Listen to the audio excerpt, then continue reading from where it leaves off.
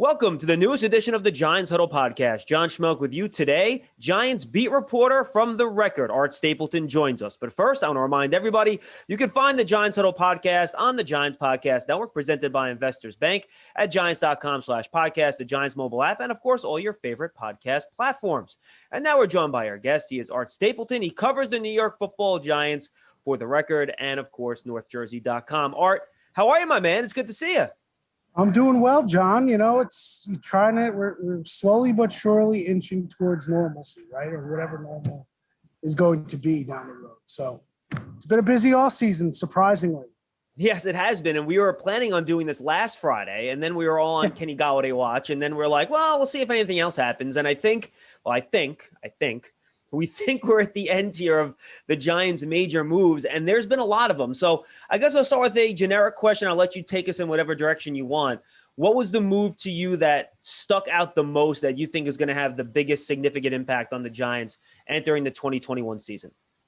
That's a great question. I think, I went into this offseason believing that they were going to be strategic, that they were going to identify a couple players at the top of the market that they may have had stronger interest than the rest. That would be at edge. I thought at corner they would look. I thought wide receiver they would give a look. And I thought I was a little surprised by tight end, to be honest. But I think you have to go to the Golladay move. The Adoree Jackson move strengthens what is already a strength, at least in theory. You've made a big swing at someone who you believe in his potential. But as far as Golladay, I mean, when he's healthy, there's no denying what he can do offensively, especially on the perimeter, pressing the boundary, contested catches. And the one thing that Daniel Jones has been praised for since he got here, really before he even took the job over as starter, was the idea that he's willing and unafraid to put the ball up to let his receivers go get it. I had several receivers tell me that even before Daniel took over for Eli back when he was a rookie. And now to bring a guy like Golladay in here, I just think it opens up the offense completely and now has somebody. And look, we get confused. Not confused, but we get caught up in the idea of when you're analyzing a position, this isn't meant to disrespect Sterling Shepard or Darius Slayton or even what Evan Ingram can become in this offense, at least what the Giants believe he can. Golladay is a different type of receiver, and that will open everything up potentially for a healthy Saquon Barkley and the running game. So I think it's Golladay. I know we'll get into Adoree Jackson, but I think the Golladay signing was the one that the Giants kind of threw their hands up and said, you know what, we're here. We need to be aggressive. We made this move, and now let's see where we can go offensively going into 2021. 31st in offense doesn't cut it in the NFL today. Yeah, and Art, the way I look at it too, and I think you hit it on the head, well, I'm not going to label these guys, oh, he's a number one, he's a number two. I'm talking about style and role and the things that Golladay can do. He has physical capabilities and past production in certain types of plays that the guys in the Giants roster right now just don't. I'll go back to two Pro Football Focus advanced stats that I looked up from 2018 to 2019, and I think they're telling. He is the second most receiving yards on passes targeted 20 or more yards down the field, second to only Tyreek Hill, okay? So he's a big play guy, one. Number two, second in number of contested catches in 2018 and 2019 behind only Julio Jones. And by the way, the three guys after him, Allen Robinson, Michael Thomas, and DeAndre Hopkins. So that's a damn good group to be in. And that's just something that the Giants don't currently have on the roster.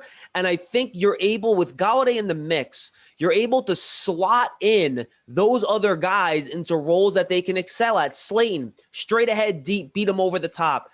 Shepard, separation, slot, back side to side, back and forth, get open in that short to intermediate area. I think it just makes the whole group fit together a lot better than the group they were throwing out there last year. Yeah, and I think the interesting part of Golladay, too, is you're not bringing in a 31-year-old receiver here that may or may not be on his last legs. When they brought in Brandon Marshall, they said, Brandon Marshall, hey, may fit. What a deal they may get. And it turned out that Brandon had nothing left in the tank. You made the play for Golden Tate. As much as Golden Tate, he was a finishing piece. He was not a foundational piece. And I think when you look at Golladay and the commitment that the Giants made, at 27 years old, the size he has, the fit in this offense, I don't think there's any question that they view him as a foundational piece.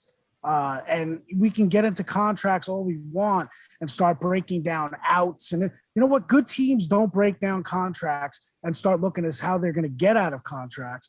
They look at contracts and say, how are we going to extend this to make this player an extended part of our foundation? And I think they looked at Golladay and Adoree Jackson as those kind of guys, where in 2022, if the Giants are talking about competing for a Super Bowl legitimately, these two guys will have been pushed to the forefront that they are your guys. They are key guys in this roster. Yeah, no, and I think you hit it, and we'll get back to the individual players in a second. But in terms of the overall strategy, I think all you can say is that, and I'll throw Leonard Williams into the mix too, because he's now signed long-term foundational piece. They identified 3 guys that they believe in and they want to build their team around. And that's why they committed to these guys. If they work out, it's going to be great. If they don't work out after dishing out these contracts, it's going to be really bad. And that's just kind of the way it's going to work here. And that's the commitment you're making. And I think they identified that, look, you have to do some cap gymnastics and all this stuff. But this was a market where it was depressed a little bit. So maybe you get a little bit of a deal on the first year, and then they become more market value contracts as you move on in the deals with their cap numbers, et cetera. But they're betting on these guys to be great Pro Bowl caliber players. And if they are, no one's going to care what they make. And here's the key, John. They looked at the depressed market, and I don't know if you felt the same way, but this is how I felt. Everyone's going to be looking to get the best deal. Where can I get the bargain? Where can I get the second-tier free agent and pay him like a third-tier free agent, right? That's what everyone was thinking with the market. Which guys were going to be able to come in on one-year deals? You have an opportunity to get a guy to come in, a Will Fuller in Miami. You get relatively, I think it was 1 year, $10 million for Will Fuller with Miami. So could Kenny Golladay have ended up with that? Probably would have gotten a little more in a 1-year deal. But for all the criticism, I think the Giants used the depressed market to their benefit, is that they looked at it and said, look, if we're aggressive with guys who are in the right age with the right production that we view, if we're aggressive in a depressed market and give them what they would normally be making on the open market on a normal year, 2022, 2023, then we might be able to take advantage of this market in a different way than most teams are attacking it. And I think that's kind of what they did. And it's credit to Dave Gettleman. It's credit to Kevin Abrams, the rest of the front office, credit to Joe Judge for being able to identify players that fit into what they need after a self-scout in January of saying, you know what, this is what we need to take that next step. And I do think the Giants deserve credit for a little bit of an unorthodox approach where they're going to take on criticism. The idea that Dave Gettleman and John Mara were out there throwing money around, I don't think it's as simple as that. I don't think you should take a simplistic approach to assessing what they did, because I don't believe they did that. I think they tried to use the market to their advantage by keeping guys. John, what good would it be if they signed Kenny Golladay and Adoree Jackson to 1-year deals, and then those guys blew up the way they expected them to, and now they can't keep them here because someone's going to outbid them next year, and now you're sitting in 2022 without those foundational pieces that you thought were going to get you into a position where you could contend and not just talk about contending in a 6-10 division, but contending legitimately. Right. And now if you get that big cap bump you're looking at in 2023 also, then all of a sudden the money down the road doesn't matter quite as much either. So that's something else to keep in mind. And I think in terms of general strategy, Art, now we're not talking about, slow build, let's make some progress this year, et cetera, et cetera, et cetera. You make moves like this, and I don't think the Giants would run away from this at all. Now you're talking about, all right, I'm not saying win the division or bust, but that's the goal here. And in an NFC East, and we know how, poorly the division played last year in relation to the rest of the league, that's now your realistic goal this year. And I think that's what they're going to be judged as, right? Yeah, I don't think there's any question about that. I mean, there should be teams. Look, we go to year, John. I mean, there's different ways to look at how teams are built, right? I mean, the Giants have been a team the last 4 years where they're waiting for their draft picks to come of age. Okay, it's time for Lorenzo Carter to step up. Okay, O'Shane Zimenez is going to somehow solve the edge problem. This was the question in the last 2 years, right? I mean, what are you doing at edge? Different situations. Now you look at the wide receiver position. Is Darius Slayton, personally, is he a top tier guy, or is he just a good fit? I mean, he's a fifth round pick that they nailed as a rookie. So as a team, I think the philosophy is the idea that, look, we're giving our coaching staff the pieces that they say they need to compete. You look in this division, there's no question that the Giants can compete with what's in this division. And I think that's kind of where you go at. But Joe Judge isn't going to all of a sudden talk about, hey, now we're going to win the division. We already saw that last year, that they're not going to make a big deal over where they're picked in the NFC East. But I do think, like you said, internally, the message has been sent that we believe in what you did in year one. We believe you're on the right path, and we're going to give you the pieces that you need to do to legitimately get to where you want to be, where you're not sitting there on a Sunday waiting for the Eagles to not play their third string quarterback in order to be able to beat Washington and get into the playoffs. All right, let's go to one of the other big signings, and that's Adoree Jackson, Art, that came down earlier this week. And look, he's a player, much like Kenny Golladay, coming off his rookie contract, former first-round pick. Tennessee had activated his fifth-year option and decided to take it off. Has been a very effective player, over 30 pass breakups over the course of his 4 years with Tennessee, 2 picks. He's someone that they did take that fifth-year option off of. He only played in 3 games last year with Tennessee. Your thoughts on the Adoree Jackson signing and what he can bring to the field for the Giants? Definitely a surprise. It was a surprise because he wasn't on the market. I mean, if the Giants in the front office are going to tell you, now granted, we know things go down back channels in the league and you kind of hear things before it hits the news, but you go the night before the league year was opening, and that's when Adoree Jackson was released. The Giants could not have had that as an option on their board. So I do give them a little credit for adjusting on the fly, that sudden change that Joe Judge always talks about, and the idea that, look, this is a player we like. Let's dig in here and see what went wrong in 2020 when his play dipped. Obviously, he missed time with the knee injury.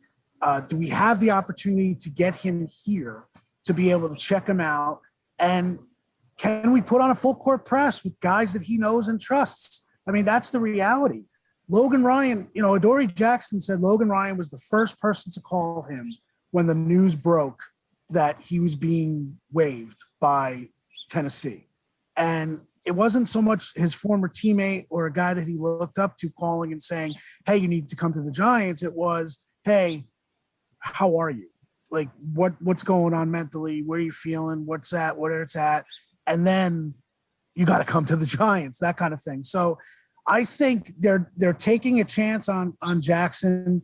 They also are taking into consideration that what they had at the number 2 cornerback position last year, opposite James Bradbury, now you're bringing in a guy like Adoree whose skill set, obviously he's a fast guy. He can close against deep balls. I mean, you mentioned Pro Football Focus numbers. All of the grades, I mean, Pro Football Focus loves Adoree Jackson prior to 2020. So the analytics actually play out in Jackson's favor. And he's 25 years old, John. I mean, you got a 25-year-old corner who, yes, was a first-round pick, but this wasn't a situation where he flamed out. This isn't a reclamation project. This is a guy who had a rough year last year, who was injured, who came back, by the way, the last 3 games of the year and actually played in the playoff game too. So this wasn't a guy who said, I'm out, I'm focused on next year. So I think they took a risk. They liked the player. I thought it's funny that Thomas McGahee, the special teams coordinator, recruited both Jabril Peppers and Adoree Jackson to LSU when T-Mac was down at LSU. And the fact that both now are here with the Giants, I thought that was kind of funny how you never know how things work. And Peppers also recruited Jackson back when he committed to Michigan. He tried getting Adoree Jackson to commit to the Wolverines. Obviously, that didn't happen, but it worked out in their favor now. So a lot of potential for Adoree Jackson. It's not set in stone. We'll see what it happens, but obviously they believe in the player. And we'll get to Rudolph specifically as a player, but Art, the one thing that you do have in common with Rudolph, with Golladay, with Jackson, is that all three guys dealt with injuries last year, some more than others. Is there any concern there, investing in those three type of guys the way they did, given the fact they're coming off of seasons where they lost more than half of their games due to injury? I think there has to be some concern. I mean, there is a level of concern.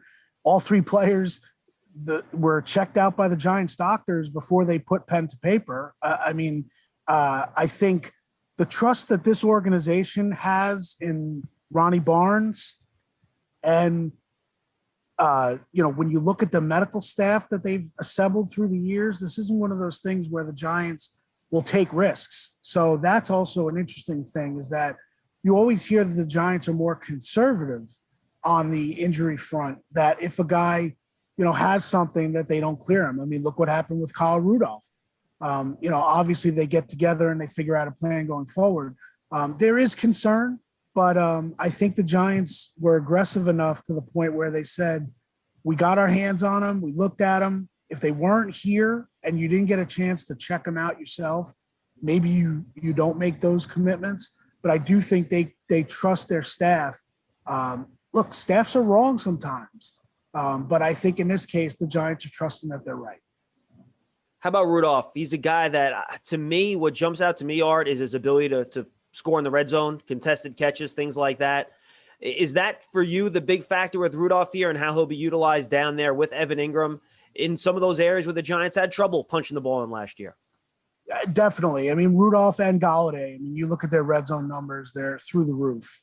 So the Giants will now have a situation where you have at least two proven guys. And Sterling Shepard is outstanding in the red zone. We've seen him make plays through the years that, down inside. I mean, that's his area to excel. If you're in tight quarters, you know where to go, and like Rudolph said when he had a Zoom with the media, the idea that, that's kind of where you kind of turn to your basketball background a little bit and go up and get the ball. And that's just it, throw it to Kyle or don't throw it to anybody. So I do like Rudolph. I was surprised. But I think another thing that the more I did researching Rudolph is that I didn't realize how good of a blocker he had become. And I'm not trying to say that all of a sudden he's this blocking tight end, but he did point out, the idea that he's been in an offense with Adrian Peterson and Dalvin Cook, especially Cook, where he's learned the value of being that guy in a run game and what that can do for the running back. And he said he was excited to kind of do the same thing with Saquon Barkley here. So I think Rudolph, across the board, anyone you talk to, I know there are a lot of fans of Rudolph in the Giants building. They've known him for a long time. This isn't Kyle Rudolph coming from, Northern Illinois. This is a guy who played at Notre Dame. So they know him. They are very aware of who he is. Charlie Weiss coached them. So, to hear them when they were together on the radio the other day with Bob Papa and Charlie, you hear Weiss and Rudolph go back and forth. I'm sure if anyone in the Giants organization talked to Charlie, they got high grades. The irony with Rudolph is that the relationship that I knew most about Rudolph was his connection to Pat Shurmur when they were together in Minnesota. So I think that's kind of interesting that, a year removed from Pat Shurmur being here as the head coach, now Kyle Rudolph ends up in New York. I think if Kyle Rudolph were a free agent last year, or the year before, I should say, when Pat was here, I wonder if they would have tried to bring him in to mix up with Shermer, because I know Shermer loved him in Minnesota. Yeah, Shermer was actually his position coach there too at tight ends before he took over for Norv Turner. So yeah, those guys definitely had a tight relationship. All right, before we get into kind of big picture Giant team stuff moving forward, any of the other small signings jump out to you, whether it's John Ross, Devontae Booker, Afadio Denabo, go down the list. Any of those guys really jump out to you that could end up being significant? You know what? I like Ryan Anderson, and I know it's probably not official yet from the Giants. He's still got to come in and take his physical. But Ryan Anderson, the outside linebacker edge from Washington, played at Bama. We know the roots there. I think he's a guy who, with an opportunity, could come in here and be a rotational guy. 2 years ago, he had a breakout season. I think it was 4 sacks. Then they switched in Washington, obviously, to Del Rio's 4-3. So you're playing an even front. He's kind of out of position, and he was behind, big names, big time players in Washington. So I think they identified him. Jeremy Pruitt was his DC in Alabama. And Pruitt actually, here's a fun fact I found about Anderson. Pruitt actually named one of his kids, the middle name is after Anderson. Yep. After Anderson, and I think I'm trying to remember. I had it. I just wrote it, and but another teammate. I think it was Foster. I think it's Foster. Foster Anderson is the middle name of one of Jeremy Pruitt's kids. So he loved him, and he's a defensive assistant with Joe Judge now this year here with the Giants. So a lot of intel on Anderson. He's one of those guys that I think could be. We're sitting here in October and he's making plays and he's standing out on special teams, and you're looking at it and you're going, wait a minute, they signed this guy for $1 million? Like, how'd that happen? And it's funny, Anderson, I think, kind of brings us to the one position, Art, or disagree with me freely if you want, that I really think is probably still a big need is edge rusher. You don't have that established guy rushing off the edge, assuming you're counting Leonard Williams as more of a 3 technique inside defensive lineman. You have Lorenzo Carter coming off a serious injury. You have Oshane Zimenez, who for a shoulder injury missed the second half of the year. You brought in Afadio Denabo, who he has 10.5 sacks last 2 seasons, pretty good, but he's not a guy that is going to get you double-digit sacks on the regular. And then they add a guy like Ryan, reportedly are going to add a guy like Ryan Anderson, pending a physical and all that stuff.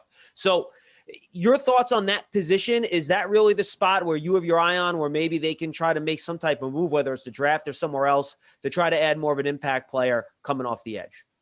Yeah, I mean, it's obvious that they don't have a proven guy there who's going to come out. I mean, I know they were interested in Leonard Floyd. I mean, the Leonard Floyd saga, I think we're all going to write a book about the Giants and the player they never were able to get. When he's 34 at some point and they're trying to win their second Super Bowl, Leonard Floyd's going to come on a 1-year deal as a veteran. We're all going to write a book about the trials and tribulations of the pursuit of Leonard Floyd. What it tells me is that, number one, we know they're loaded in the secondary. And the Ravens are they're a team that believes on coverage over pressure, that coverage will create the pressure up front. And I do think that Pat Graham is going to look to take a little bit of that and continue forward. The idea that with all the defensive backs that this team has, are they going to be looking to play more amoeba defense, sub packages, where you're not looking at your traditional edge guys? You're putting Leonard Williams on the edge to create mismatches up front, maybe 2 down linemen, which we saw some last year. So I think that's kind of what it speaks to more than anything else, is that I think they'd love to have an edge rusher who they can count on for 70 snaps a game. But the fact that they don't, I think they'll adjust to it. I think they'll look at it and say, in sub packages, we know we have the personnel that we like. Let's get them on the field. And however we can do that, we know we're going to be manned up on the back end, or at least we'll be in sound coverage, whether it's zone or man. And then let's get after it up front with a bunch of different, like I said, unconventional situations where Leonard Williams may be rushing inside on 1 down. You bring in Odehedebo to come in. I think that's how you pronounce it. But Odenigbo.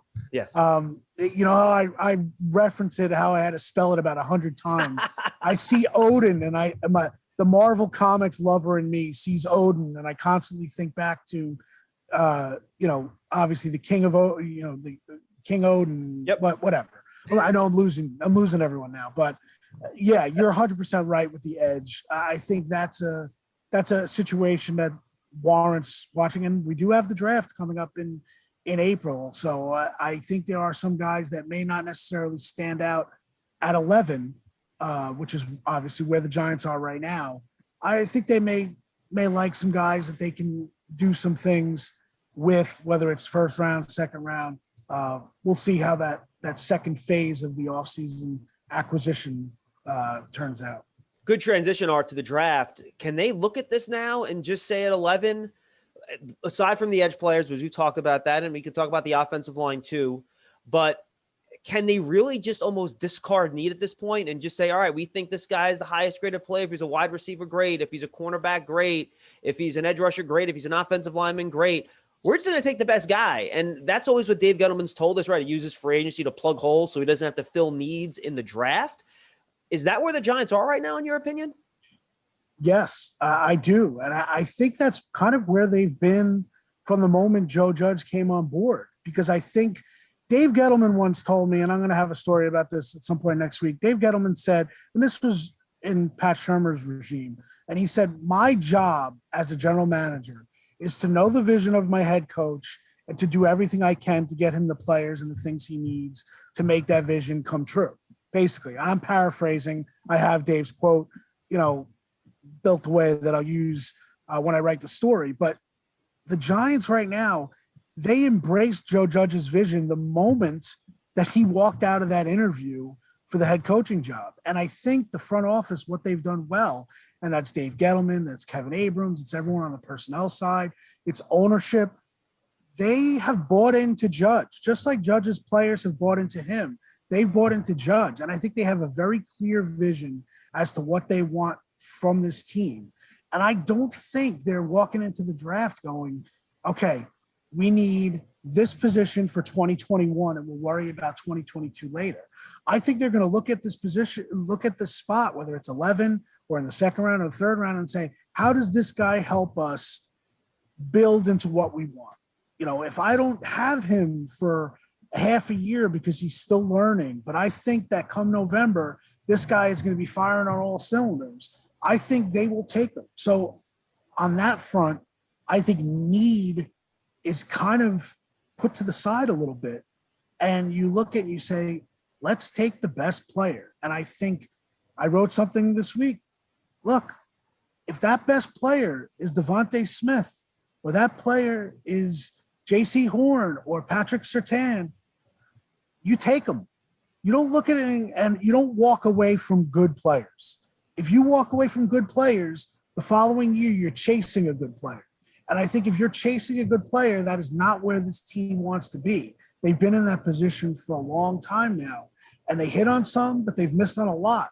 And if you're chasing that guy, and you can look across, your division and you see guys, look, the Cowboys, whether they didn't win last year or not, they're still loaded up at wide receiver. They have Amari Cooper, CeeDee Lamb, and Michael Gallup. They didn't walk away from CeeDee Lamb last year and say, we should go get another. Now CeeDee Lamb is arguably the best player on their offense. So I think Giants, as much as they're going to need guys, if that need does not match up, you just take the good player and you say, you know what? Let's see what happens in August and September. Things look a lot different sometimes in September on the depth chart than maybe they do in March and April. Art, this year, a big part of it is figuring out what they have in Daniel Jones, right? And knowing exactly how you want to proceed, how good he's going to be, how good he can be. And they've done a lot of work already to put the offense around him, the weapons that he needs. But look, the offensive line in front of him is still very young. I think they're pretty set at the tackle position. Andrew Thomas, Matt Parrott, third-round pick last year. Nate Solder, you got a vet there, two young guys. I think they're in pretty good shape there. But in the interior at guard, assuming Nick Gates, they're happy with him at center. I don't see why they wouldn't be. They have the two young guys, Shane Lemieux, Will Hernandez. Then you got guys like Chad Slade. They brought in Jonathan Harrison, who's an interior guy, center guard combo. Do you think they still want to add more to that guard spot, a veteran that can compete with the young guys that there's a baseline level of play? Could they use a high draft pick on a guard that can compete with those two guys? Will's also entering the last year of his rookie contract, so they'll have to make a decision on him. How do you think they view that offensive line, specifically the interior, moving forward here to make sure Daniel Jones not only has the weapons that he needs, but has the protection that he needs too? Because we've seen it, right? The Giants have had weapons before. If you can't protect, it doesn't make that much of a difference. 100%. And that goes on Saquon Barkley too. I mean, we're talking about evaluating Daniel Jones, and I get the pressure, but there's evaluation on Saquon as well. I mean, his fifth-year option is coming, which they have to pick it up, at least in my mind. But, you're talking about your two best offensive players that you need. You're still looking for an evaluation on that puts you in a tough position. I do think that there are places to improve this offensive line. I think they need to give themselves options. I don't know necessarily if they have those options yet. I like what they did with Nate Solder. I think getting him to come back, and he made a big commitment. We hear about restructures of contracts around the league when it's guys who are stars and productive players who basically just take they have their salary turned into a signing bonus, so they get their money today instead of tomorrow. That's not necessarily a sacrifice. Nate Solder sacrificed to come back here to be with the Giants. Would he have got another opportunity? I'm not sure. But I like what they have at tackle right now. Could it be better? Sure, of course. But what they have inside, I think they should be looking at the second and third tier of guys who, maybe you find a veteran on a one-year deal who can come in at a cheap, inexpensive rate and say, give me what you got. I want to see what you got, because if my guys aren't ready, I want to see where you are. And you buy yourself a time to maybe draft a guy on day 2 that could be an interior lineman. There are a lot of interior linemen this year that people like in that second and third round. So maybe you get an opportunity to snag an offensive lineman there. But this whole idea, John, and I know you guys hear it all the time too, the Giants have poured assets into the offensive line. It's not that they're not trying to improve this offensive line. Sooner or later, some of these guys, you got to make them hit, whether it's develop them or pick the right guys. So, if you're looking at, from left to right, if you're looking at an Andrew Thomas, Will Hernandez, Nick Gates, Shane Lemieux, and Matt Parrott, I mean, you're talking about first rounder, second rounder. You've made the most out of an undrafted free agent, which is great. Your fifth rounder at right guard, and then the third rounder at right tackle. Those are real picks. Those are real picks. It's except for Lemieux, which you would understand. You have to develop a guy a little bit, and then obviously you hit on an undrafted guy you converted to center in Nick Gates. I mean, that's a good job. You got to have the other guys step up. So Rob Sale, the new offensive line coach. I mean, Joe Judge is putting a lot of emphasis. Pat Flaherty back in the organization as an advisor on both sides of the ball. But obviously he's going to have some sort of voice with the offensive line. I think that it'll be nice to add a piece or two if they're the right piece. I don't think you just go out and all of a sudden, we got to draft an offensive lineman because this is going to work. The Giants have done that and it's failed. You got to try something different. And I think they have a good approach. Now they've got to make it work. Now, one guy they couldn't bring back this offseason was Dalvin Tomlinson. Art, do you think they need to bring in a guy to kind of fill in where he left off? Or do you think the Austin Johnsons of the world, maybe Dexter Lawrence plays some more nose tackle? Are the guys on the roster, B.J. Hill, R.J. McIntosh, go down the list, are those guys going to be able to step in and give you enough from what you're losing with Dalvin walking out the door? Yeah, I mean, I think you have to look ahead and say, Austin Johnson came back. I mean, he was good in a limited role last year. I wouldn't necessarily look to, starting versus coming in and playing snaps off the bench. That doesn't really matter anymore. I mean, Patrick Graham has pretty much shown. I mean, you had you had linebackers here last year who got the start. And then when you looked at the game at the end of the game, their defensive snaps were around 12, 13 per game.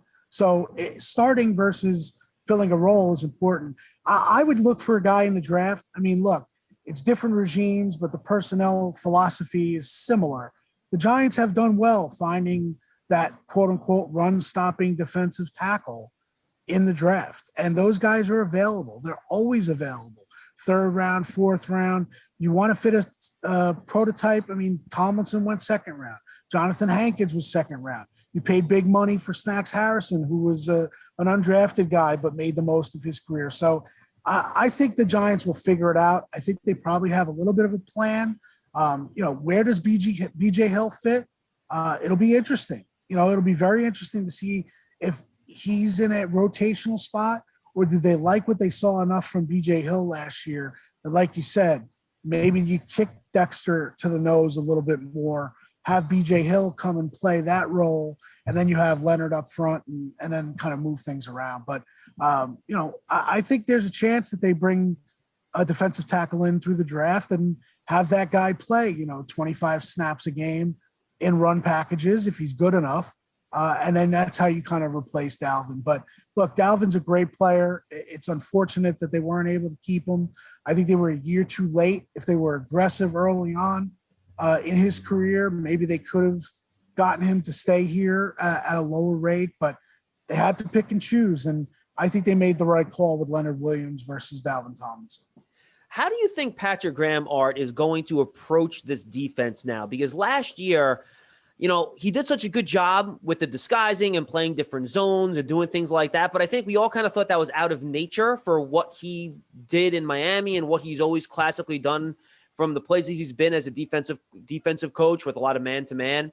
Do you think we're going to see more man now with Adoree Jackson there and things like that? Or will he stick with what worked last year where the Giants were a top 10 defense in most ways? I think it's fascinating to see how, Patrick Graham does adjust, if at all, how he utilizes, frankly, the improved personnel he's going to have with the addition of Jackson.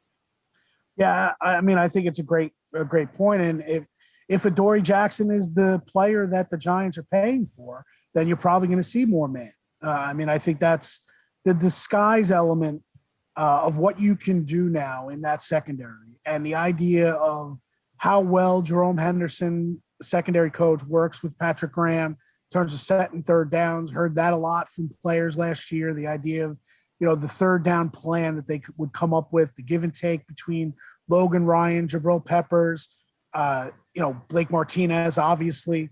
I think what Graham is going to do is it's not so much adding tools to his toolbox.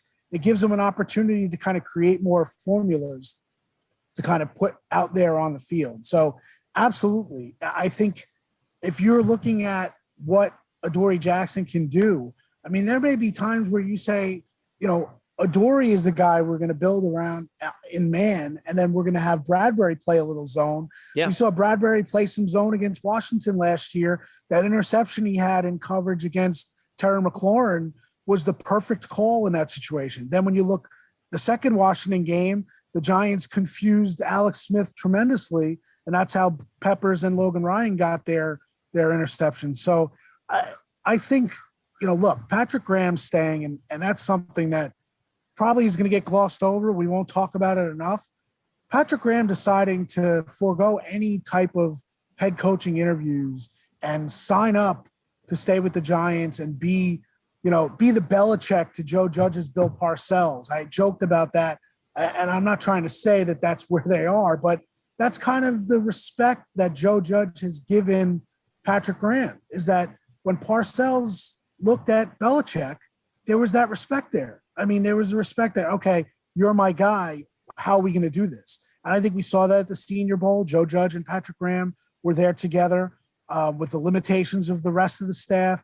I think Patrick Graham right now knew what he had coming back. They had to talk about things they would do if they got X, Y, and Z. So I like the idea of what Patrick Graham can do. And I think the question you ask me is a question that offensive coordinators around the league, specifically in the NFC East, have to be asking about the Giants, is that what is Patrick Graham going to do now with the type of talent that he has assembled, especially on the back end. Because if you can get the coverage together, you can figure it out up front. And I think that's kind of what they're looking at. In Art, even I remember he was talking about coming back from that Washington game. He goes, oh, yeah, Pat and I watched and taped together in the front car or on the Flame. Me and Pat watched this. And you kind of feel like those two guys are really attached at the hip. I'm with you 100%. And I think, interestingly, on offense, now you ask the same question, right? I don't know if you agree with this take, but my opinion last year is that the Giants decided the best way they had a chance to win games was to play a conservative offense. Run the ball, protect it, don't turn it over. We know our defense is good. Let them try to win us games in tight 2017, 17, 14 type of games, right? But now, with some more weapons on offense, Saquon Barkley may be back, Daniel Jones a year older, second year in his system. Do you think we're going to see this offense open up a little bit and be a little bit more spread out, a little bit more pass heavy? Or do you still think they're going to stick with that same approach that they had last year? Well, here's my thing. I think we learned from Joe Judge in year one is that there's always a plan, right? There's a plan, there are details. And he talked a lot about when the season ended, we're going to watch the playoff games and, take notes and see what teams do. And if you watch offenses around the league, take talent aside, because I understand what the talent level is in a Kansas City versus what the Giants had last year. But if you watch Kansas City and you see what they do schematically, if you're not doing that as another team in the NFL, you're cheating yourself. You're not. You need to pick up on things around the league and try to bring it into your philosophical and schematic approach to what you do. And that means passing if more I know early Joe downs, Judge and what I learned about it, 100%. And I think when I look at what I learned from Judge last year is that it was a collective effort. It was Jason's the offensive coach, but if Freddie Kitchens has some ideas, let's bring him in here. Now, obviously, Freddie got put into the OC role when Jason, had COVID and couldn't be with the team. But the reality is more voices in certain aspects could kind of open you up a little bit more. And I think Jason Garrett doesn't strike me as an offensive coordinator in year two that he's going to look at Joe Judge and say, I know what you're saying, Joe, but this is what I do. If he felt that way, he would not be here. He would not be. He would have gone and found another job somewhere else. So I think, like what you're saying, I'm optimistic that they watched around the league, saw their deficiencies, and will improve that. It just matters what happens when you roll the balls out and say, are we actually going to do it on game day versus what we may be practicing in training camp? All right, final question. Let's have some fun with this. I'll put you on the spot, Art. Give me the Giants' first and second round picks in the draft in a little bit more than a month. Oh, man, I've been going back and forth. I'll give you – I had a mock draft the other day that I would look at and I'd say, you know what, I could see something like this happen. The Vikings came to me and asked for a trade going from 14 to 11, right? So I figured, okay, I'll drop back to 14. They wanted one of the Giants' second sixth round pick, which was the one they got from Marcus Golden, and they would give me a second rounder in 2022. So I did that deal. I moved back from 11 to 14. I know Gettleman's history about moving back. I think it's overblown, but whatever. And I took Azeez Ojulari from Georgia in that situation. I thought he's the kind of player that would fit what Patrick Graham likes, what Joe Judge believes in defensively. He can get after it in rush downs. He can drop back in coverage. He's a raw pass rusher. So I would look to get a guy like that in the first round. I'll give him to Patrick Graham, give him to Sean Spencer and say, mold this guy into our stud. Second round was a little more difficult because I didn't know in terms of how much, they'd look at how much more does Sterling Shepard have, where is Darius Slayton, that kind of thing. So I went with Rondell Moore from Purdue in the second round as a wide receiver. I think it's probably more likely that they look to go offensive line if it's there. Alex Leatherwood from Alabama, maybe that's a guy who can come in and challenge for a spot at guard, but also be tackle flexibility. So that's where I was at. The other guy I seriously considered before I went with the Ojulari was Elijah Vera Tucker from USC in that situation. I don't know if it's too high for him. I don't know how the Giants board will shake out, but he's a guy, like we said, that offensive line. If the player is good enough, I'll take the player and I'll worry about how the combinations fit after the fact. Those are some good names, Art. We appreciate it. Tell the folks where they can find you on Twitter and where they can find your work and all that other good stuff. Twitter and Instagram are both Art_Stapleton, NorthJersey.com. And we got some subscriber sales going on. So if you value the coverage, we certainly hope you do. Try to come and subscribe because we're trying to make a big push, save local news. So that's kind of what I would say, but I always appreciate being on with you guys, John. No, I appreciate you being with us, and absolutely, we need local news, newspapers, and all that stuff. So thank you for the time, my friend. Hopefully I will see you in person around draft time. If not, hopefully either mini camps if they happen or at worst training camp, my friend. Good seeing you. Sounds good, John. That's Art Stapleton from The Record, NorthJersey.com. We thank you for joining us on the Giants Huddle podcast. Just as a reminder, you can find it on the Giants Podcast Network, presented by Investors Bank, on the Giants mobile app at giants.com/podcast, and your favorite podcast platforms. For Art Stapleton, I'm John Schmeelk. Thanks for being with us on the Giants Huddle. We'll see you next time.